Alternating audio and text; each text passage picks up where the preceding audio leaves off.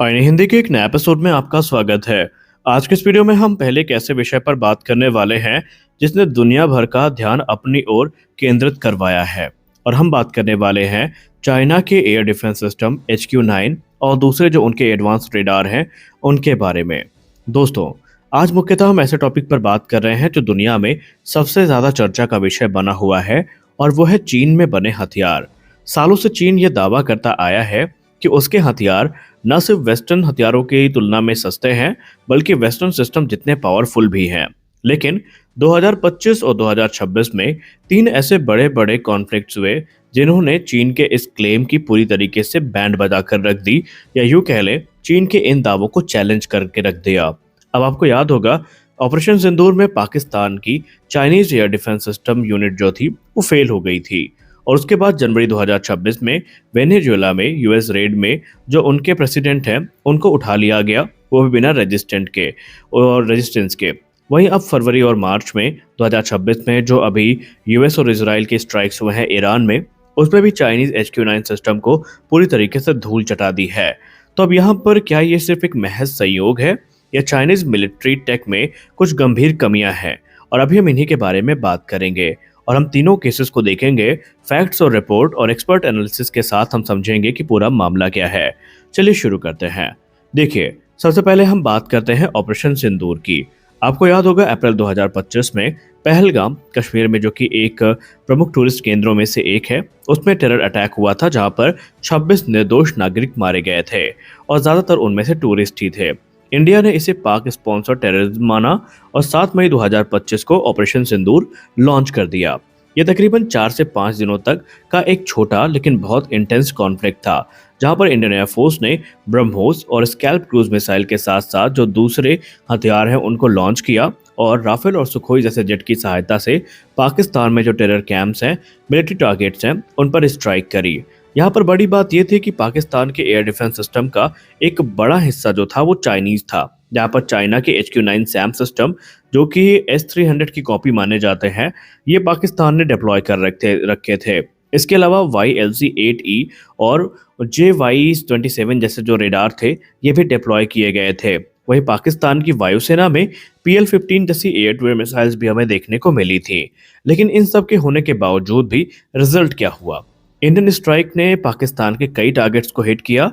Reports के मुताबिक, अगर हम टाइम्स ऑफ इंडिया और वॉर ऑन द रॉक्स की रिपोर्ट की बात माने, तो पाकिस्तान के चाइनीज रेडार जाम हो गए थे। उनमें जो इलेक्ट्रॉनिक वॉरफेयर था वो काफ़ी ज़्यादा हिट किया था। भारत का जो इलेक्ट्रॉनिक वॉरफेयर अटैक था उससे वो ब्लाइंड हो गए थे, और HQ-9 ने तो कोई इंटरसेप्शन किया ही नहीं इस पूरे कॉन्फ्लिक्ट में। जबकि रिपोर्ट ये दावा तक करती है कि भारत को कोई लॉस नहीं हुआ इन एयर डिफेंस सिस्टम के चलते, और पाकिस्तान के उलट इसमें बहुत सारे जो एयर बेसिस हैं, तकरीबन 11 एयर बेसिस जो हैं वो डैमेज हुए थे, और इसका बाद में भारतीय वायुसेना ने विजुअल प्रूफ भी दिया था। तो यहाँ पर सवाल ये उठता है कि आखिरकार पाकिस्तान में ये जो चाइनीज एयर डिफेंस सिस्टम है ये फेल क्यों हुए? इस मामले का डिटेल एनालिसिस करने के बाद एक्सपर्ट्स ये कहते हैं कि इसके पीछे कई कारण हो सकते हैं। पहला कारण हो सकता है सॉफ्टवेयर का स्लो रिस्पॉन्स, दूसरा हो सकता है इलेक्ट्रॉनिक वॉरफेयर और जैमिंग के खिलाफ इनका कमजोर प्रदर्शन, और इसके अलावा इसमें जो इंटीग्रेशन इश्यूज थे वो भी एक महत्वपूर्ण भूमिका निभा रहे थे, जहां पर सभी सिस्टम एक साथ काम ही नहीं कर रहे थे। और इसके अलावा रिपोर्ट्स में ये भी दावा किया गया कि चाइना आमतौर पर अपने जो एक्सपोर्ट वेरिएंट होती हैं उसमें क्वालिटी डिग्रेड करता है, और इसका खामियाजा जो कस्टमर है उसको भुगतना पड़ता है। और ये पाकिस्तान के लिए एक बड़ा झटका था, क्योंकि उनकी तकरीबन 80% से ज़्यादा जो हथियार हैं वो चाइना से ही आते हैं।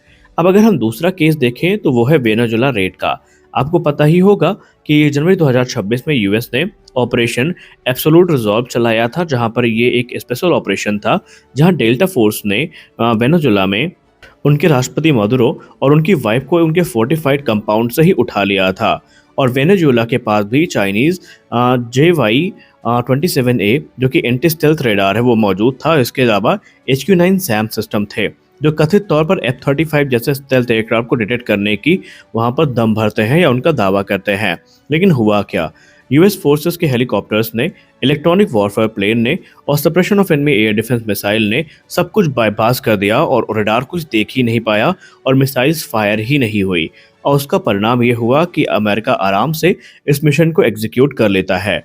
अगर हम Newsweek Times of India की रिपोर्ट की बात माने तो बताया गया कि वहाँ पर 7% से ज़्यादा जो चाइनीज़ रेडार थे वो पहले ही नॉन ऑपरेशनल कर दिए गए थे, क्योंकि उनमें जो स्पेयर पार्ट्स की कमी थी, मेंटेनेंस इश्यूज थे, वो काफ़ी ज़्यादा थे। और अमेरिका के जो इलेक्ट्रॉनिक वॉरफेयर अटैक्स थे वो इतने ज़्यादा घातक थे कि उनसे उनको ऑलरेडी ब्लाइंड कर दिया गया था, और यही कारण था कि चाइना के लिए भी ये एक बड़ा एम्बैरेसमेंट बन गया। अब जो तीसरा केस आता है वो अभी का है, जहाँ पर अमेरिका और इसराइल की जो स्ट्राइक हुई है ईरान में, अभी की हम बात कर रहे हैं, उसमें भी कुछ हमें सेम नज़ारा देखने को मिला है।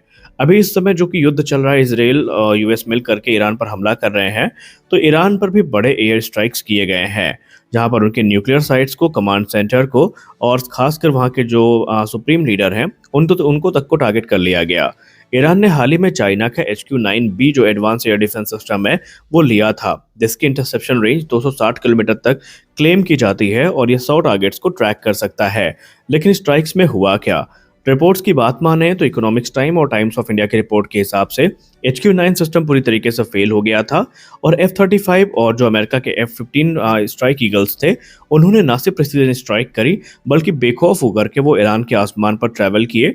उन्होंने अपने मिशन को पूरा किया, और कोई भी एयर डिफेंस सिस्टम या कोई भी रेडार या कोई भी एयर डिफेंस बैटरी उनको इंटरसेप्ट नहीं कर सकी, और आराम से उनका ये मिशन पूरा हो गया। अब यहाँ पर ये सारे जो इश्यूज हैं वो कहीं ना कहीं HQ-9 की जो कैपेबिलिटी है उसको संदेह के घेरे पर लाते हैं। अगर आप गौर से देखें तो इन सब में एक पैटर्न आपको दिखाई पड़ेगा, जो कि इनकी कमियों को उजागर करता है। पैटर्न ये है कि ये जो एयर डिफेंस सिस्टम है ये इलेक्ट्रॉनिक वॉरफेयर के खिलाफ काफ़ी कमज़ोर होता है, मेंटेनेंस और स्पेयर पार्ट के इशू काफ़ी ज़्यादा हैं, और एक्सपोर्ट वर्जन में जो डिग्रेडेशन है वो हमें क्लियर देखने को मिलता है, और इनमें जो रियल कॉम्बैट है वो अनटेस्टेड है, यानी ये सिर्फ पेपर पे एडवांस है, लेकिन रियल कॉम्बैट में सिनेरियो पूरी तरीके से चेंज हो जाता है। हमारी अगली बड़ी अपडेट आ रही है तेजस मार्क 2 प्रोग्राम को लेकर के। तेजस मार्क 2 के करंट स्टेटस को लेकर हमेशा हम लोग बात करते हैं, तो फाइनली एक लंबे अरसे के बाद यहाँ पर हमें एक बड़ी खबर देखने को मिली है, जहाँ पर तेजस मार्क 2 को लेकर रिपोर्ट्स में दावा किया जाता है कि ये विमान फिलहाल अपने प्री फ्लाइट कैलिब्रेशन फेज में पहुंच चुका है, जहां पर रिपोर्ट्स के हिसाब से इसमें अभी आने वाले भविष्य में कुछ काम करने के बाद इसको रोल आउट कर दिया जाएगा। अब प्री फ्लाइट कैलिब्रेशन में फ्लाइट कंट्रोल लॉस की जांच की जाएगी, स्ट्रक्चरल टेस्ट किया जाएगा, फ्यूल सिस्टम की जांच की जाएगी, डिजिटल फ्लाइट कंट्रोल सिस्टम का वैलिडेशन होगा, और उसके बाद जो आगे की कार्रवाई है वो की जाएगी। अब आगे यहाँ पर रोल आउट होगा, रोल आउट के बाद लो स्पीड और हाई स्पीड टैक्सी ट्रायल होंगे, जहाँ पर braking, nose wheel steering, stability का टेस्ट होगा, और तकरीबन इस वर्ष के अंत तक इसकी पहली उड़ान को आयोजित कर लिया जाएगा। यानी स्पष्ट है कि हम टाइमलाइन पे बने हुए हैं। तो आज के इस वीडियो में बस इतना ही। मिलते हैं अगले वीडियो में कुछ और अपडेट्स के साथ, तब तक के लिए जय हिंद।